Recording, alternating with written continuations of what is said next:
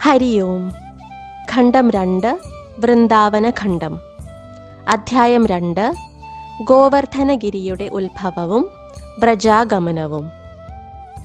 നന്ദന്മാരും ഉപനന്ദന്മാരും വൃഷഭാനുക്കളും തമ്മിലുള്ള സംഭാഷണം തുടരുന്നു. നന്ദഗോപൻ പറഞ്ഞു: അല്ലയോ സന്നന്ദ, അങ്ങ് സർവജ്ഞനാണ്. താങ്കൾ ഗോവർദ്ധന പർവ്വതത്തിന്റെ ഉൽപ്പത്തിയെക്കുറിച്ച് പറഞ്ഞു തന്നാലും അതോടൊപ്പം യമുന നദിയുടെ ഉത്ഭവത്തെ പറ്റിയും പറഞ്ഞു തരുമോ? സന്നന്ദൻ പറഞ്ഞു: പണ്ട് ഹസ്തിനാപുരത്ത് വെച്ച് ഭീഷ്മ പിതാമഹനോട് പാണ്ഡു മഹാരാജാവ് ഇതേ ചോദ്യം ചോദിച്ചു. അതിൻ്റെ ഉത്തരം ഭീഷ്മർ പറഞ്ഞുകൊടുത്ത സമയത്ത് പാണ്ഡുവിനോടൊപ്പം മറ്റു ജനങ്ങളും ഈയുള്ളവനും കേൾക്കാൻ ഇടയായി.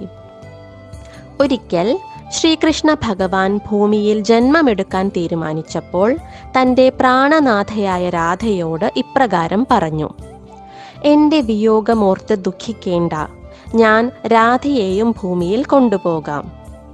അപ്പോൾ രാധാദേവി പറഞ്ഞു: വൃന്ദാവനവും യമുനയും ഗോവർദ്ധനവും ഇല്ലാത്ത സ്ഥലത്ത് എനിക്ക് ഒരിക്കലും മനസുഖം ലഭിക്കുകയില്ല. ഇതു കേട്ട ശ്രീകൃഷ്ണ ഭഗവാൻ സ്വന്തം ധാമത്തിൽ നിന്നും 84 കോശം എന്നുവെച്ചാൽ ഏകദേശം 28,224 ചതുരശ്ര മൈൽ സ്ഥലം ഭൂമിയിലേക്ക് അയച്ചു. അങ്ങനെ വൃന്ദാവനവും ഗോവർദ്ധനവും യമുനയും 24 വനങ്ങളോടൊപ്പം അടങ്ങുന്ന 84 കോശം വിസ്തൃതമായ ഗോലോകധാമം ഇവിടേക്ക് എത്തിച്ചേർന്നു. ഗോവർദ്ധന പർവ്വതം ജന്മമെടുത്തത് ഭാരതഭൂമിയുടെ പടിഞ്ഞാറ് വശത്ത് ശാൽമല ദ്വീപിലുള്ള ദ്രോണാചലത്തിൻ്റെ ഭാര്യയുടെ ഗർഭത്തിലായിരുന്നു. ഗോവർദ്ധനം ജനിച്ച അവസരത്തിൽ ഹിമാലയവും സുമേരുവും അവിടെ എത്തിച്ചേർന്നു. അവർ പ്രണാമങ്ങൾ അർപ്പിച്ച് സ്തുതിച്ച ശേഷം തിരിച്ചുപോയി.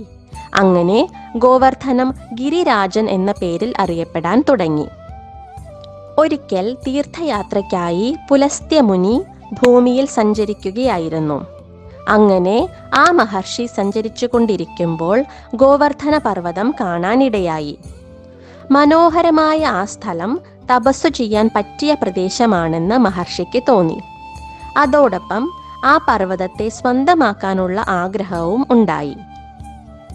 അതിനായി മഹർഷി ദ്രോണാചലത്തെ സമീപിച്ചു. ദ്രോണാഗിരി അദ്ദേഹത്തെ സ്വാഗതം ചെയ്ത ശേഷം മഹർഷി ഇപ്രകാരം പറഞ്ഞു: ദ്രോണ, താങ്കൾ പർവ്വതത്തിൻ്റെ അധിപതിയാണ്. ഞാൻ കാശിയിൽ താമസിക്കുന്ന പുലസ്ത്യമുനിയാണ്. എനിക്ക് താങ്കളുടെ പുത്രനായ ഗോവർദ്ധനത്തെ ഭിക്ഷയായി നൽകണം. ഗോവർദ്ധനത്തെ വിശ്വനാഥന്റെ വാസസ്ഥലമായ കാശിയിൽ പ്രതിഷ്ഠിക്കാനാണ് ഞാൻ ഉദ്ദേശിക്കുന്നത്. ഇതു കേട്ട ദ്രോണാചലത്തിന്റെ മിഴികൾ പുത്രസ്നേഹത്താൽ നിറഞ്ഞു. അപ്പോൾ ദ്രോണാചലം മഹർഷിയോട് പറഞ്ഞു: അല്ലയോ മഹർഷി, ഞാൻ പുത്രസ്നേഹത്താൽ വ്യാകുലനാണ്. കാരണം ഈ പുത്രൻ എനിക്ക് വളരെ പ്രിയപ്പെട്ടവനാണ്. പക്ഷേ താങ്കളുടെ ശാപം ഭയന്ന് ഞാൻ എൻ്റെ പുത്രനെ അങ്ങേക്കു വിട്ടു നൽകാം. ശേഷം ദ്രോണാചലം മഹർഷിയുടെ ഒപ്പം പോകാൻ പുത്രന് അനുവാദം നൽകുകയും ചെയ്തു.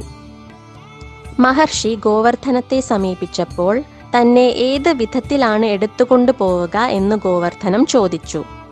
കാശി എത്തുന്നത് വരെ തൻ്റെ കയ്യിലിരുന്നു കൊണ്ട് സുഗമമായി സഞ്ചരിക്കാൻ സാധിക്കും എന്ന് മഹർഷി പറഞ്ഞു. അപ്പോൾ ഗോവർദ്ധന പർവ്വതം പുലസ്ത്യമുനിയോട് കാശിയിലേക്ക് പോകുന്ന വഴിയിൽ എവിടെയെങ്കിലും തന്നെ കയ്യിൽ നിന്നിറക്കി ഭൂമിയിൽ വയ്ക്കുകയാണെങ്കിൽ പിന്നെ ഒരിക്കലും അവിടെ നിന്നും പൊങ്ങി വരില്ലെന്ന് ഒരു പ്രതിജ്ഞയുണ്ടെന്ന് പറഞ്ഞു.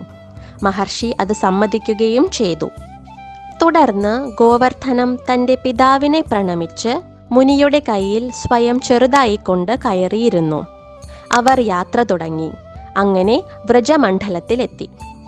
ഗോവർദ്ധനത്തിന് പൂർവജന്മസ്മൃതി ഉണ്ടായിരുന്നു. അതുകൊണ്ട് അവിടെ ഭഗവാൻ ശ്രീകൃഷ്ണൻ അവതരിക്കുമെന്നും ഗോപികമാരോടൊപ്പം ലീലകൾ ആടുമെന്നും അറിയാമായിരുന്നു. അവിടം വിട്ടു പോകാതിരുന്നാൽ കൊള്ളാമെന്നുമായി ഒരു ചിന്ത ഗോവർദ്ധനത്തിന്റെ മനസ്സിൽ ഉദിച്ചു. ഇപ്രകാരം ആലോചിച്ച് മുനിയുടെ കയ്യിൽ ഇരുന്നു കൊണ്ട് ഗോവർദ്ധനം തൻ്റെ ഭാരം വർദ്ധിപ്പിച്ചു. അതോടെ മഹർഷി വളരെ ക്ഷീണിതനായി. ഗോവർദ്ധനം നേരത്തെ പറഞ്ഞ പ്രതിജ്ഞ ഓർക്കാതെ മഹർഷി പർവ്വതത്തെ കയ്യിൽ നിന്നും താഴെ ഇറക്കി വെച്ചു. ശൗചക്രിയ കഴിഞ്ഞ് സ്നാനം ചെയ്ത് തിരിച്ചു വന്ന മഹർഷി അതിനെ എടുത്ത് പൊക്കാൻ നോക്കിയപ്പോൾ സാധ്യമായില്ല. മഹർഷി തന്റെ തേജസ്സും ശക്തിയും ഉപയോഗിച്ച് അതിനെ ഉയർത്താൻ ശ്രമിച്ചു. പക്ഷേ ഗോവർദ്ധന പർവ്വതം ഒട്ടും തന്നെ അനങ്ങിയില്ല. പർവ്വതം അനങ്ങാത്തത് എന്തുകൊണ്ടാണെന്ന് മഹർഷി ചോദിച്ചതിന് ഉത്തരമായി ഗോവർദ്ധനം പുലസ്ത്യ മുനിയെ തന്റെ പ്രതിജ്ഞ ഓർമ്മിപ്പിച്ചു. ഇതു കേട്ട മുനിശ്രേഷ്ഠന്റെ ഇന്ദ്രിയങ്ങൾ ക്രോധത്താൽ ചഞ്ചലമായി. തന്റെ പരിശ്രമം പാഴായി പോയതിനാൽ മഹർഷി ഗോവർദ്ധനത്തെ ഇപ്രകാരം ശപിച്ചു: ഹേ പർവ്വതമേ, നീ എന്റെ ആഗ്രഹം സാധിച്ചു നൽകിയില്ല. അതിനാൽ ദിവസം തോറും വലിപ്പം കുറഞ്ഞു കുറഞ്ഞു പോകട്ടെ. ഇപ്രകാരം പറഞ്ഞ് മഹർഷി കാശിയിലേക്ക് പോയി. അന്നു തൊട്ട് ഗോവർദ്ധനത്തിന്റെ വലിപ്പം കുറഞ്ഞു വരികയാണ്. ഗോവർദ്ധനത്തിന്റെ ഈ ചരിത്രം ശ്രവിക്കുന്നത് വളരെ പുണ്യദായകമാണെന്നും സന്നദ്ധൻ കൂട്ടിച്ചേർത്തു. ഇവിടെ 2ാം ഖണ്ഡത്തിലെ 2ാം അധ്യായം സമാപിക്കുന്നു.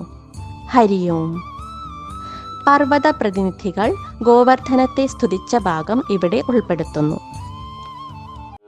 ത്വം സാക്ഷാൽ കൃഷ്ണചന്ദ്രസ്യ പരിപൂർണതമസ്യ ച ഗോലോകേ ഗോഗഗണൈരുക്തേ ഗോപീ ഗോപാല സംയുതേ ത്വം ഹി ഗോവർദ്ധനോ നാമ വൃന്ദാരണ്യേ വിരാജസേ ത്വം നോ ഗിരീണാം സർവേഷാം ഗിരിരാജോ അസി സാമ്പ്രതം നമോ വൃന്ദാവനാംഗായ തുഭ്യം ഗോലോകമൗലിനേ പൂർണ്ണബ്രഹ്മാതപത്രായ നമോ ഗോവർദ്ധനായ ച.